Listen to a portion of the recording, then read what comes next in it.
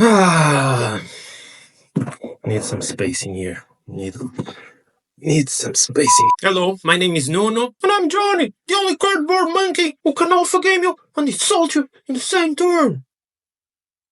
And welcome back to the channel. Today we're talking about co-op games and the lies printed on box covers, whispered by reviewers, and somehow swallowed whole by innocent new players.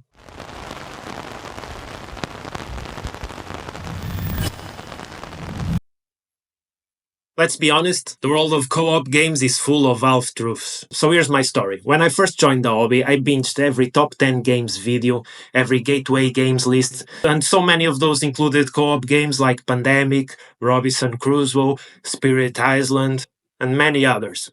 Naturally, I bought some of them. I played them, but somehow it felt off. Only years later, rewatching some of those videos, did I finally notice what was really going on. Little phrases like, I played this two-handed, or it's an amazing solo experience. These phrases slipped out casually. Wait, were they playing these games alone the whole time? They say, I played two-handed. The way people say, I only text my ex when I'm lonely. Like, buddy, you're doing it all the time. So here is the truth. Classic co-op games often work best solo. Games like Pandemic, Eldritch Horror, Spirit Island, Robinson Crusoe, Arkham Horror LCG, all of them. They are all incredibly high-ranked games, but in real life, a ton of those plays are solo. And why? Because in multiplayer, these games can suffer from alpha gamer syndrome, where one player dominates the table, directing everyone's turns like it's a group project in school. Cool, I'll just sit here, holding this flashlight, while Carl runs a 4-player spreadsheet simulation. And it's important to say this. Alpha gaming is bad for everyone, not just the victims. Normally, we focus on them, so today I'm just for a bit focusing on the alpha gamer himself. Sure, it sucks being told what to do, but it also sucks being the one telling you what to do. If you're the one calling the shots and the group loses, you carry that wave. And if you win, it feels hollow. You basically played solo with meat puppets. So eventually, if you're self-aware at all, you'll just stop playing games like this and you'll just switch to solo. Well, probably the people that played the game with you, they will just not play those games again, or just turn off from board gaming as a hobby. But what about games like Spirit Island, which are extremely complex? Good point. Sometimes complexity can actually reduce the alpha problem, because there's simply too much going on. Each player is managing so much that they can only focus on their spirit, their combo, their board. And that's amazing when it works. But here's the catch. If a player knows the game really well, and they are capable of playing it two-handed, that means they are also capable of quarterbacking every player at the table. So yes, complexity can help, but it's not a cure. It just shifts who has the power. And again, about classic co-op games in general, this isn't a bad design per se, it's just a design made for a different context. Most classic co-op games shine when you're managing everything yourself. You become the team, you're the puzzle solver, no social friction, no backseat generals. That's why Spirit Island and other games have such strong solo communities. Same with Robinson Crusoe, where turns are so long and punishing that playing solo just feels better paced. Now let's talk about the other side of this, the taboo of solo gaming. Why didn't reviewers just say, this game is best played solo, buy this game for solo? Why doesn't the box say solo game? For a long time, solo gaming was treated like a weird little shameful secret. Seriously, it was seen as sad, antisocial, or even taboo. Solo gaming? That's what you do when you can't make friends, or you can't convince Carl to shut up. But all of that is changing. We are living in a beautiful time for solo board gaming. Games like Final Girl, Under Falling Skies, Legacy of Wu, and Warp's Edge, just to name a few, are designed specifically for solo. And they're brilliant. So, why was solo gaming avoided or buried in reviews for so long? Because of the stigma. Because admitting you love playing a game alone was like saying, I brought Monopoly to a wedding. It didn't fit the narrative of board games as social fun. But now, we have broken free. The solo community is thriving, the games are better than ever, and reviewers are finally owning up to what we've all been doing secretly for years. Playing co-ops solo.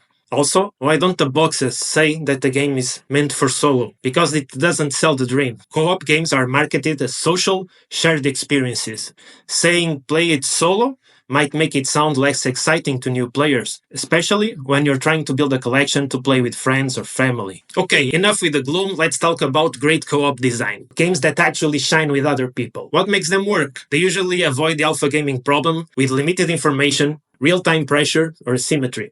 Skyting, hidden dice placement. You and your partner land a plane with partial info. You can't say everything, and that's where the tension is. It makes this game not only a good co-op, you can't play this solo, there's no point. Real teamwork means not knowing your partner rolled 2 1s, and we're still trying to land the plane with confidence. Other examples are The Crew, Mission Deep Sea, where trick-taking with limited communication, pure co-op with deduction and trust, or Anabi, where you can't see your own cards, communication is restricted. It's almost like poker plus memory plus trust fall. 5-minute dungeon, chaos, real-time gameplay, and makes alpha gaming literally impossible. You barely have time to think. Mysterium, asymmetric roles mean only one person gives clues, and everyone else interprets together. No one person has the full picture. Codenames Duet. Shared code breaking, but you have opposite clue sets. And there's a ton more of games like this, but the thing is, these are games that are not meant for solo, that you then say it can be played with a team. These are true co-op games that can only be played co-op and then shine as co-op. And there's tons more games like The Loop, Zombie Team's Evolution, The King's Dilemma. There's tons of games. So to sum it up,